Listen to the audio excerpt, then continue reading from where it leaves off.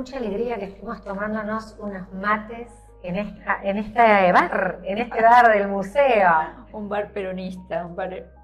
Y claro, y además pensar en este momento lo que significa Evita, en un contexto como el que estamos viviendo, lo que significa Evita para la Argentina.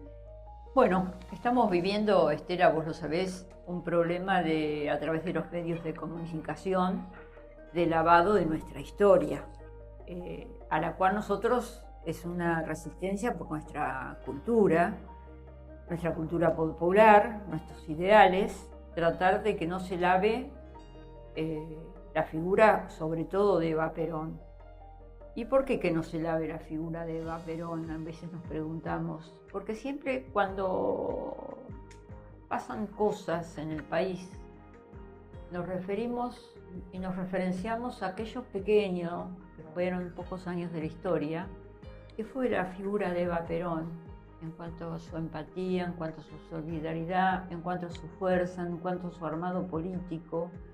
Porque muchos, viste, que la tienen a Evita como la que regalaba pan dulce, la que regalaba esto. Como servicio social, más que como una política, sí, potente, fuerte. Sí, y Evita fue una figura totalmente diferente a eso, porque ella armó una política, es decir, sí, reconocemos que todo el mundo luchó por el voto femenino, pero bueno, hagamos y digamos la realidad. ¿Por qué nadie podía votar? Porque no había padrones. No había padrones. Y no se podían inventar los padrones. Entonces, Eva Perón lo primero que hizo fue empadronar, cambiar el registro, crear el Registro Nacional de las Personas, incluir a la mujer como ciudadana, y a partir de eso, la mujer tuvo derecho a votar. La ley del voto cayó. A mí me gusta mucho eso que vos decís, porque es como una gran demócrata, ¿no? Alguien que quería el voto, garantizar el voto del pueblo, y el voto del pueblo era que voten la mitad de ese pueblo, claro, que no podían garantizar el registro de la persona, porque antes sabemos que había, ¿no?, procesos donde no solo que votaban nada más que los varones, sino que además realmente un empadronamiento que garantice la transparencia y la expresión. Y Estela, hay que hacer también la culpa de los propios y de los nuestros, que no defienden esa postura de Evita. Evita hizo la ley del voto. No, Evita empadronó a las mujeres y creó el registro de las personas con mujeres incluidas, por lo cual el voto era un derecho para hombres y para mujeres. Esa fue la política fuerte de Perón. Le dio la libreta cívica a la mujer, le dio la documentación, la hizo ciudadana, por lo tanto podía elegir. Sí, y a mí también me gusta pensarlo en una situación, pensando como estamos ahora, que tenemos el periodo democrático más largo. Evita muere antes, pero ese proceso político en el 55 termina con un golpe durísimo, que vino a arrasar también. Como ahora vemos que quieren arrasar, vino a arrasar con los derechos conquistados. Y ahí me parece que era democracia en dos sentidos. En esta del voto, de que los ciudadanos elijan, pero también en que esa democracia era mejor porque garantizaba calidad de vida para la mayoría, buena calidad de vida. Y bueno, ¿y cómo hizo eso, garantizar la calidad de vida para la mayoría? Hizo el Partido Peronista Femenino, que no era poca cosa. No era luchar contra los hombres, sino luchar sus cargos en la misma lista que los hombres, pero luchar ella sus cargos. El Partido Peronista Femenino, que poco también se habla, las unidades básicas, bueno, cada una en sus barrios tenía sus agrupaciones femeninas. Acá en Tolosa hay algo que yo presté el carné a una exposición y no me lo devolvieron. Hay que buscarlo, hay que buscar ese carné. Sí, hay que buscarlo, pero no me lo van a devolver porque es una joya. ¿Vos tenés carné del Partido Peronista? Tengo carné de agrupaciones del Partido Peronista Femenino y carné del Partido Peronista Femenino. ¡Ay, no era de emoción! Y tengo los programas, las unidades básicas del Partido Peronista Femenino, que se dividían en dos. Mirá la inteligencia de Evita, porque a Evita se la toma como la dama el hada que regala, y el hada no regala. El hada enseña derechos, y enseña derechos a través de la política. Ella en el Partido Peronista Femenino hizo dos clases y unidades básicas. Primero, según la época, te imaginas que se afilió hasta Mirta Legrand. Todos. ¿Quién iba a discutir a Evita? Mirta Legrand se afilió a una unidad básica. En este museo tenemos... No. En Eso hay este que museo publicarlo. tenemos la revista. Hay que publicarlo. Tenemos la revista y hay un pequeño spot de propaganda donde ella sale y dice: estamos afiliadas al Partido Peronista Femenino. Espectacular. Es espectacular, Noticias Argentinas, que hay que recuperar todo. Nosotros lo tenemos a tu disposición y a disposición del Ministerio y de la militancia. Pero me gusta esto que contabas, decías los dos tipos de unidad básica. Bueno, hay dos tipos de unidades básicas que Evita desarrolla política. A ella la cuestionan de que no es nada, de que era esto, de que era el otro y que no podía ser. Pero mirá la de desarrollo político que tuvo con el Partido Peronista Femenino. Hizo dos unidades básicas, las que sabían todo y las que vestían bien y las que no le faltaban los dientes, las que no sabían nada ni leer, las que vestían mal y las que les faltaban los dientes. Preparó a estas mujeres y después las juntó con las otras. Las potenció, las formó. Y entonces cuando ya no iban con la cabeza gacha porque las otras les tiraban su pincherío o sus títulos, sino que ya iban fortalecidas. Contribuyó a que crezcan, fortalezcan, poner su voz. Además de prepararlas políticamente. Ella no creía en el feminismo.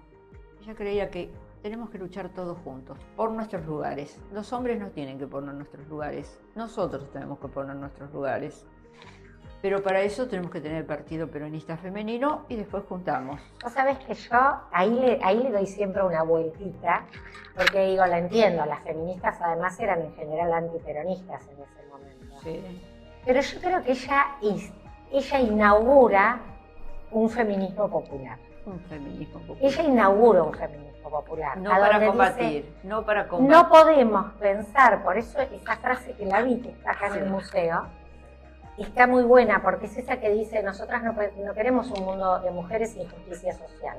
Entonces liga, lo que Evita logra hacer muy fuerte, es ligar la justicia social con la igualdad para las mujeres. Sí, también dice en La razón de mi vida, que es el libro de cabecera, que es un libro que desarrolla el museo con investigaciones, que dice: las mujeres solo nos tienen para el momento del desamparo del hombre y del problema del hombre, pero no nos tienen para crear la felicidad del hombre.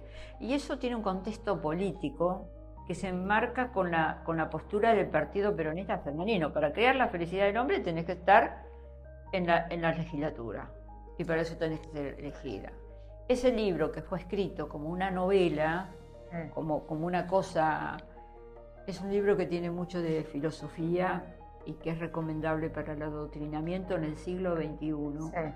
Acá damos charlas sobre ese libro. Porque ese libro tiene 2 capítulos, que yo los cito mucho, porque cuando se habla del trabajo, ahora hablamos mucho de la tarea de cuidado y del trabajo invisible de las mujeres. Y ahí Evita plantea, en el capítulo que se llama El hogar o la fábrica, y el que sigue, que se llama Tengo una idea, Sí. el tema del trabajo invisible de las mujeres. Incluso lo hace con una ironía Sí. muy provocadora para su tiempo, porque ella dice: si a las mujeres las van a tener tipo esclavas en la casa, donde se casaron por amor, todo bien, pero a veces ese amor y ese jefe se convierte en un tirano, ahí ella incluso insinúa la violencia doméstica. Insinúa la violencia. Dice: no van a lograr casar a ninguna más si no se reconoce el valor de ese trabajo, y en el Tengo la idea plantea: hay que pagar el trabajo doméstico. De avanzada absoluta. De avanzada absoluta. Bueno, hay otra cosa que no se cuenta de Evita, y a mí a veces un poquito me avergüenza porque mi origen es gremial. Yo milito desde los 18 años en el ámbito gremial y fui secretaria gremial en la Vuelta de la Democracia siendo muy joven. Nunca se dijo que Evita era gremialista, y que era gremialista antes de conocer a Perón, y nunca se conoció con Perón en el Luna Park. Ya se conoció con Perón antes, ya tenía una relación con Perón, y ya Perón había ido a la radio Belgrano. Y además, cosas picarescas del peronismo, Sí. en armado político, Perón y Evita hablaban en los diarios. ¿Por qué? Porque los diarios llegaban a una clase social alta y todo el mundo tenía la radio en la casa. Perón y Evita escribían en la revista Radiolandia. Radiolandia. Salían los artículos en Radiolandia, las visitas de Perón y las acciones de Evita. ¿Y por qué en Radiolandia? Porque en esa época, que hoy los jóvenes no conocen, pero ya vamos a volver, bueno, la revista está desapareciendo lamentablemente, se compraba una revista por manzana y daba vuelta a toda la manzana. Es decir, volaban bajo, llegaba al pueblo. El diario no llegaba al pueblo. El diario llegaba de la clase media para arriba. Entonces Perón y Evita escribían en la revista Radiolandia y en las de novelas. Bueno, nada, a mí yo quiero volver a esa parte que vos decías, porque por supuesto vos venís del movimiento sindical y yo también. Sí. Fui 10 años secretaria de género de la CTA. Entonces esa faceta siempre me gusta traerla mucho, porque, y seguramente porque vos tenés unos datos que son así, unas postas, de esas que están ocultas, silenciosas, así que la vas a traer. Por esa cuestión de que ella recibía en la Fundación Eva Perón, en su despacho, a dirigentes obreros. Era, ¿no?, un puente entre los dirigentes obreros y Perón. A mí me parece que esa es esa faceta de ella. Ella dedicaba, para mí, seguramente que para vos también como gremialista y como funcionaria, los miércoles es el día clave. Para mí siempre, de que empecé con el gremialismo, los miércoles era el día clave y nunca supe por qué. Hasta que agarré la razón de mi vida y me di cuenta que Evita los miércoles era el día clave. El día que se juntaba con los obreros a la mañana para saber, primero, la fundación lo hizo con los trabajadores. ¿Para qué? Para agilizar las licitaciones. Pero no se hacían las cosas a lo loco, un hospital aquí, no. ¿Quién elegía? ¿A quién ella le responsabilizó el hecho de elegir las obras? A los trabajadores organizados. ¿A dónde faltaba un hospital? ¿A dónde faltaba una escuela? ¿A dónde faltaba un centro deportivo? Ella responsabilizó a los trabajadores los llevaban a la fundación y la fundación estaba constituida por trabajadores. El lazo entre Evita y los trabajadores fue el andamio del gobierno de Perón, porque ella volaba abajo para que Perón pueda volar alto en lo que era geopolítica y el problema muy grande que tenían, bueno, Argentina. En el año 51 fue el año clave de Argentina y el año que Evita se enferma para morir. El año 51 fue el año de la energía nuclear, fue el año del pulqui, fue el año de los grandes hechos del peronismo y Evita se enferma para morir, no va a poder continuar. Y en La razón de mi vida, ella habla específicamente del rol de la mujer, que además de la casa, del trabajo, de la fábrica, es preparar a su hijo para ser el hombre del mañana, de aquella Argentina potencia. Y esa Argentina potencia solamente se iba a sustentar si los niños de hoy conocían a dónde iba el país. Esos niños tenían que ser privilegiados. Eso, y tener la mejor cuidado, la mejor educación, los mejores lugares para vacaciones. Pero yo traigo el miércoles de nuevo, sí, porque qué actualidad, porque los miércoles tenemos a nuestros jubilados y jubiladas que se bancan palos, gases, Evita eterna. Cuando uno dice ese legado continúa estos miércoles en la playa. El miércoles para ella el día clave. Empezaba con los trabajadores y terminaba en el hogar de la empleada con el Ateneo de las poesías de Eva Perón, donde estaba Fermín Chávez, Castiñeira de Dios, que no comulgaba con Evita, pero le hizo la mejor poesía para Evita y terminó comulgando con Evita. Bueno, a mí me lo contó Fermín Chávez, que Evita se pasaba horas recitando poesías y hablando entre poesías de las fortalezas que tenía que tener el ser argentino para la Argentina potencia, que tenía que estar de la mano de los trabajadores, apoyado por la cultura, que es lo que tenemos que hacer hoy en día. Y las mujeres de la patria, como decía Evita, porque siempre nos nombraba. Sí. No, sí, por supuesto que lo hacía en el hogar de la empleada, que el hogar de la empleada no era poca cosa, no era cualquier lugar, era un lugar sumamente lujoso, y era un lugar donde las empleadas podían aprender, podían capacitarse. Nada de lo que hizo Evita fue al azar. Por ejemplo, hoy cuando hablábamos de los chicos y los juguetes que repartía la fundación tenían que ver con la política de gobierno que llevaba el peronismo, que llevaba el gobierno nacional. Por ejemplo, nacionalizó los ferrocarriles, regaló trencitos. Hizo la puesta en aviones, regaló aviones, hasta aviones a pedal, que yo me perdí una de comprarla. Acá en La Plata, justo. Aviones a pedal. Hizo la moto Puma, regaló moto Puma a los chicos a pedal y a los jugadores de básquet, a los mejores jugadores de básquet, les regalaba una moto cada una. Es decir, que todo era un conjunto. Era un proyecto integral. A la mujer, a la ama de casa, sabía del plan quinquenal. ¿Por qué? Las películas de la época, si vos las mirás detenidamente, siempre tienen una propaganda del plan quinquenal. Que las tenés que descubrir. Siempre tienen una propaganda del sindicato. Las tenés que descubrir. Y, además de todo eso, sus almanaques decía defienda el plan quinquenal. Claro. El ahorro. El ahorro. Bueno, y nos dejó un legado de ser custodias de la doctrina. Ella hizo a la mujer la custodia de la doctrina con toda y yo creo que la estamos cumpliendo el ser custodias de la doctrina. ¿Sabes por qué? Porque ahora que tenemos esta derecha tan cruel, tan odiante, que todo es exactamente la contraposición, ¿no? Es abandono, es individualismo, lejos de solidaridad, de incluir, esta idea de cómo incluimos y cómo enlazamos a quienes, las mujeres no sabían leer, que después las reunió con las letradas. Bueno, todo lo contrario vivimos hoy.